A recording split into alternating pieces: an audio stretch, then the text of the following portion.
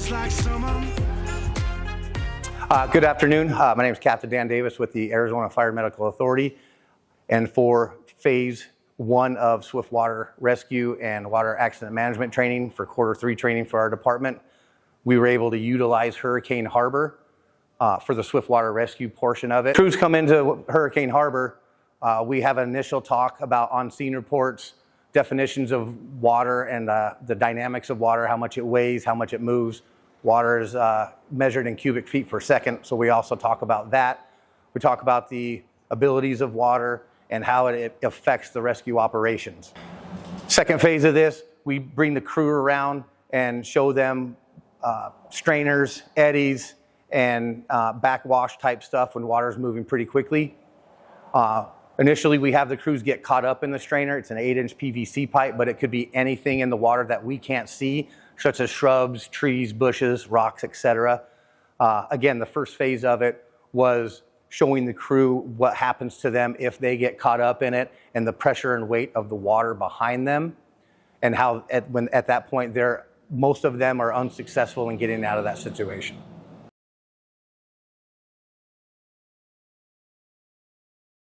Next phase of it, we're talking about the go portion of our training. We have 4 different types of things out of the 6 that we can do as far as our MPs and standard operating procedures that we have. We can talk to the patients, we can reach for the patients, we can throw bags to the patients, and overall last, we can go to the patient. What you see here is you see crews working on a power V formation with the lead guy taking the brunt of the water force with his pike pole, and they make their way across the water to patients, basically package the patient with an extra PFD, an extra helmet, and then extract the patient from the water, all in succession. And what you see here is the patient that can get in between all of the personnel that's in the water to provide less pressure from the water to the patient to where they can be more successful in extracting the patient. The next, you'll notice we go over to the wave pool and we discuss the 2 different types of water entries that we can utilize. One's a shallow water entry, the other is a normal water entry in which they can see the bottom and they determine that they can make that normal water entry. The normal water entry consists of them going in feet first, pushing themselves up and out of the water to keep their head out of the water. Obviously, we don't want to lose sight of the patient or the victim that's in the water, so we always talk about keeping your eye on the prize. The second water entry you see here is the type of entry that is shallow water. What crews do is they technically have to embrace the suck at that moment.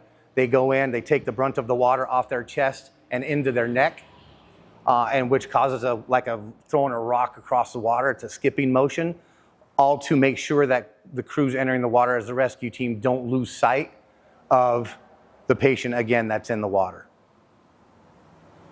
Okay, the last phase of this is the throw portion of it, to where we talk about crews, either rescuer in the water or victim in the water, and we talk about the throw bags and what they're used for, how they're used, where to throw it, and if they happen to miss, recoiling the rope back into their hands and throwing it out for a second time, meaning that it's like a lasso throw.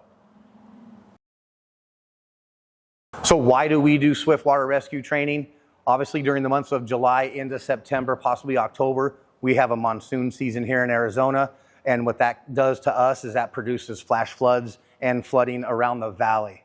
We do this training because if those certain instances happen, the crews need to be ready, willing, and able to make the difference in whether they're going to go in the water to provide the rescue for them or not. This is a global Maricopa County type of training event that we utilize here with Arizona Fire Medical Authority. Also, within most districts that we cover, there are ponds, lakes, etc. that golf courses have, or standing water used for reservoirs. And it also helps us if people are out there recreationally swimming in these reservoirs. If something happens, crews are ready and able and willing to get into the water to go make a rescue if possible. On behalf of the Arizona Fire and Medical Authority, I would like to provide a definite, sincere thank you to Six Flags Hurricane Harbor within the city of Phoenix for providing us and allowing us to utilize this training and get our crews there to maintain their skills in regards to swift water rescue and water accident management.